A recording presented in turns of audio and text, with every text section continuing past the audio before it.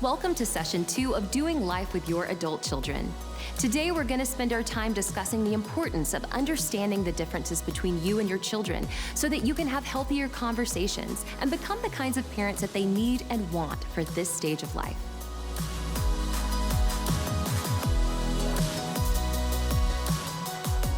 My daughter's 25. What are the most important things that I need to know about her culture? Yeah. Well, we do have to become students of their culture, and it is different. One is that this culture, this generation, the millennials, the emerging adults, they're shaped by technology. Unlike any other generation, it's how they work. Go to a Starbucks, and everybody's at work, but they're at work at a Starbucks because they have their screen up. So they're shaped by technology. It's how they communicate. Another one that I think is, whether it's good or bad, is they don't live to work, they work to live. And so work is as important to them. They're not going to get a gold watch. They're not going to stay in the same company, most likely, for 50 years like my grandfather did. Their grandparents, it probably got in the way for them work, and that's not going to be the case for them at all. Also, and I think this is really positive, they tend to really want a healthy marriage and healthy parenting. One of the number one things for millennials is that they want a good marriage, which I think is kind of neat. Most of them will get married and most of them will have kids, but they're going to meander toward it. So at the age that their parents had kids, they're probably not going to have kids. At the age of their grandparents, oh no, they're not going to have kids at that age. So they're going to have kids later. But know that when they do get married, all studies show this, that this generation of young person, they want a good marriage and they want to do a great job raising their kids. Also, they see tolerance as a major form of loving. And so sometimes what we see is a big block with their parents because they don't think their parent are loving because they're not as tolerant about some of the morals and values that are out there today.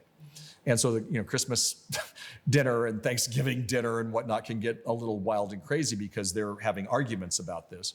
But what we have to learn as parents is that they've been raised in a different world. So you don't have to agree with them. They don't have to agree with you necessarily, but you can still have a strong worldview and still love them and embrace them. Sometimes I really don't understand my daughter. She's 26 years old, and sometimes she's not always acting like an adult, but oftentimes she wants us to treat her like an adult. So do you have any advice in regards to that? Well, first of all, you're not alone at all. In fact, I think that's the cry of most parents, and it comes sometimes as a surprise. Now, Jeffrey Arnett coined a phrase. It's called emerging adulthood, and that's actually been really helpful to me. And so let me help you kind of understand what he says the emerging adults are marked by. And this is definitely your daughter. Number one is it's an age of identity. It's an identity exploration, if you would. They're still trying to figure out who they are. And as they're still trying to figure out who they are, and they're still trying to figure out who they're becoming, they're kind of moving from one person to another. And so one day it's one way, the next day it's the other. Okay, and that's just more normal.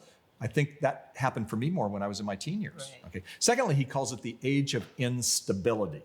And even your question kind of gets to this a little bit. Sometimes they'll bounce around. They'll bounce around from jobs. They'll bounce around from relationships. They'll bounce around and come back to the house and be the boomerang kid who moves back into the house. Okay. And that's just being an age of instability.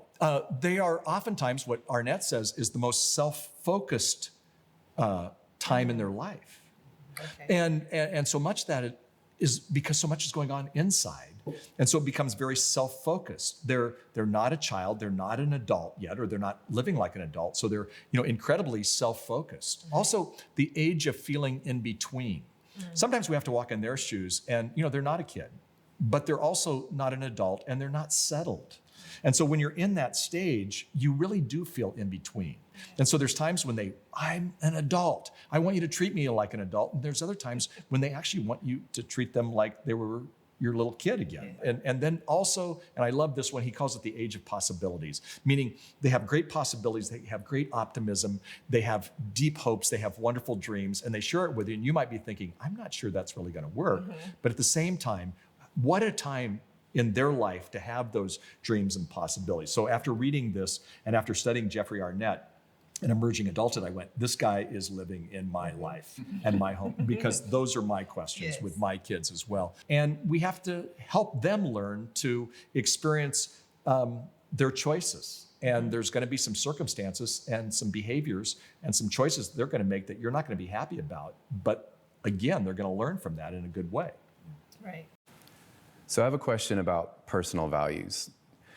What are we supposed to do when we see our kids living completely at odds with what we've taught them? Like, how do you address harmful behavior without pushing them away? Yeah. I think that's one of the toughest questions, but also one of the most heartfelt questions I ever get, and I get it all the time. When our kids violate values, and most likely they will, it's a different generation, it's a different culture, I often ask parents, do they know what you believe? Do they know how you feel? And parents almost always say, well, of course they do. Say, well, then you can't be a one-topic parent. So they know what you believe, they know how you feel. Now make sure that you broaden the relationship so you just don't talk about it, even if it's breaking your heart, because you've got to continue to shower them with love. And remember, really good parents have children who make poor choices. So they're violating values, but they're not necessarily because you're a bad parent. It's just kind of what happens. And I think this is why we have to keep the welcome mat out. So sometimes what we tend to do, especially when they violate a value that's very close to our heart, is we do ignore them, or we get mad at them, or we only want to talk about that. But there's more to do. I have a good friend who, his daughter was violating values like crazy. And he said he took her snowboarding and they never talked about it. And then she said, I know you probably wanted to talk about some other issues, but thanks so much just for kind of spending time with me on a basis. And I think that's a neat thing. I think a lot of those values that they're violating, I think there's a possibility that they'll crash. If you've been mean, and if you only talk about it from a negative point of view, they're not going to come back to you. But when they crash, I think they will come home and they'll recognize that you were probably right in the long run. But if they know how you feel, they know what you think, then you shower them with love. Now, I think one of the best ways to address our children who are adults, but any age, and frankly, I think it's for those of us who are married, I think it's the same way with marriage. I think I like to call it awe, parenting with awe. A stands for affection. So no matter what our kids are doing, whatever values they violate, they still need our affection. UCLA comes out with a study recently that says it takes 8 to 10 meaningful touches a day for someone to thrive. So it's important for our kids, even when they violated our values, to show them, the physical touch, the affection that way, but also, I love you and I'm proud of you. Because you're not going to be a one-topic parent, it's very possible to have a good conversation with them about, with affection, where you can say, I'm proud of you in this, when you're not necessarily proud of them in this other way. Still find that. So affection's a big deal. Warmth is another one. We oftentimes respond to their negativity. But really, you've got to set the lead. Parents have to lead on this one.